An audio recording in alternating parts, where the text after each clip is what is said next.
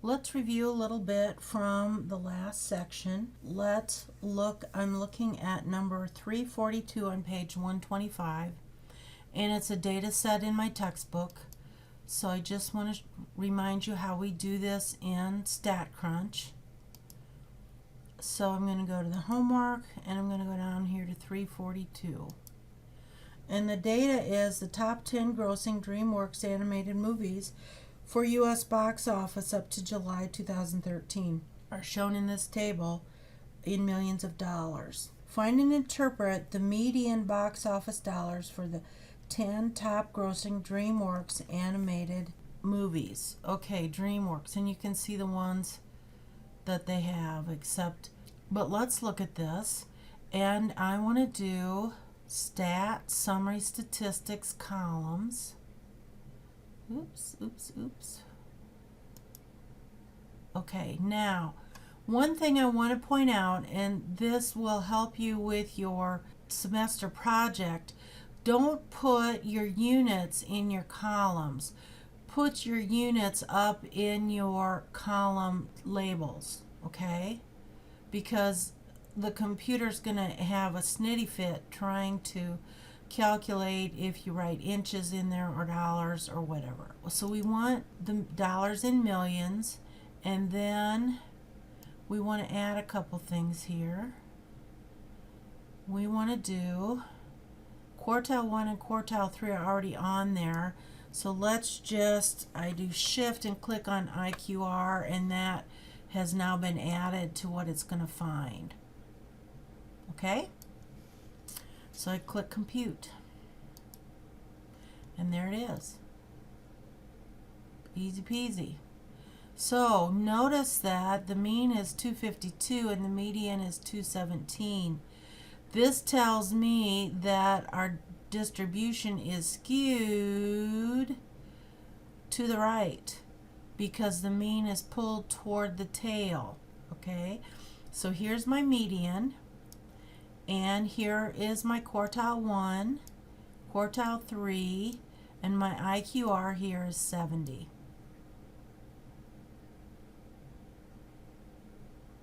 That makes sense? It's not too hard. Let's go back and let's get another data set here. We'll do a new data table. Let's go back to 3.41. Okay, and here we have Pixar movies up to June 2013. Let's do the same thing. I'm going to do stat summary statistics columns. I want the millions of dollars, and let's go through and let's add in that IQR. Okay, let's look at this. Our median here is 255 and the IQR is 49. So for the Pixar animation, the spread wasn't as much as it was for DreamWorks. Now I'm going to, what was the median? 255 for Pixar, and the median is 217 for DreamWorks. So Pixar, their median, their typical was more, and their range, their spread was less. So how would you interpret that? You would interpret that the Pixar animated movies typically made more money consistently because their spread was smaller and their median was bigger. So their median was 224 and their spread was only 49. So that is a little review before we go on to the next section. So now let's go on to section 3.4, comparing measures of center. So we're going to look at symmetric distributions with mean and standard deviation, and we're going to look at skewed distributions, the median and the IQR, and how do we compare them. So remember that we're going to deal with the shape, we're going to deal with the center, and we're going to deal with the spread. So when we have symmetric data, we're going to use the mean and the standard deviation. When we have a skewed distribution, we are going to use the median and the IQR. So again, symmetric, we use the mean and the standard deviation. When it's skewed, we use the median and the interquartile range. And we always begin with a picture, and that's very easy to do in StatCrunch. You just do a dot plot or a histogram or a stem and leaf plot, but that'll give you a good idea on what the distribution looks like. One of the authors created a data set of the songs on his MP3 player. He wants to describe the distribution of song lengths. Okay? So what shape do you expect the distribution to have, and what measure should you use for this shape? Well, we know that no song can be shorter than 0 seconds.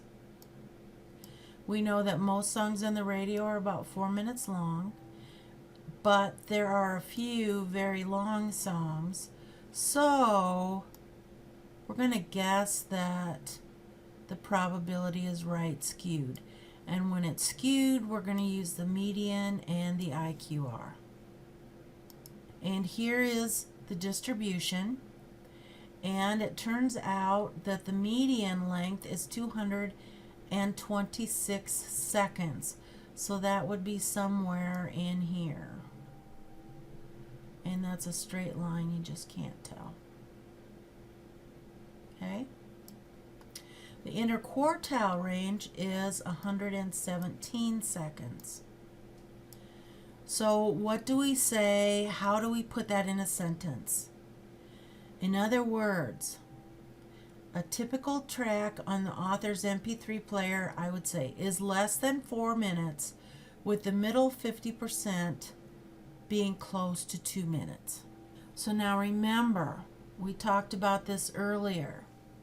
Skewed data and outliers affect the mean. And because we use the mean to calculate the standard deviation, they also affect the standard deviation. And they are non-resistant measures. The median and the interquartile range are resistant, so they're not affected greatly by skewed data and outliers. So when it's skewed to the left, the mean is smaller than the median. When it's a symmetric distribution, the mean and the median are the same. When it's skewed to the right, the mean is greater than. The mean is always pulled to the tail. And here is a picture to show you that. So, symmetric, mean, median, and mode are all about the same. Skewed to the left, the mode is always at the peak. So we don't usually pay too much attention to that. But notice how the mean has been pulled to the left by these extreme outliers down here. So what would you predict a right skewed distribution is going to look like? Well, you can see the mean has been pulled toward the tail. So the mean is larger than the median. So here's another example. And this is a very artificial example, but it's a good illustrator, okay? So we have a very small fast food restaurant. All the employees get $7 an hour. And so they get about $16,000 per year. Now the owner makes $100,000 per year. Okay, fine. So let's find the mean and the median, and which would you say would be the typical income? And which value will be smaller, the mean or the median? All right, let's look at it. So here we have the median. So we're going to take, so we have the 6 employees 5 times 16,000 plus 100,000 divided by 6. So our mean income is $30,000. But the median income is the 16,000. So what's typical? We're going to use the median because this data is skewed. Okay? And so the mean is bigger than the median since it's skewed to the right, and the mean is pulled toward the tail. When we're comparing two distributions, we always want to use the same measure when we are comparing. Otherwise, it's not valid. So if one is skewed, we're going to use the median and the IQR to compare both distributions. So here we have distributions of amateur marathon runners and Olympic marathon runners.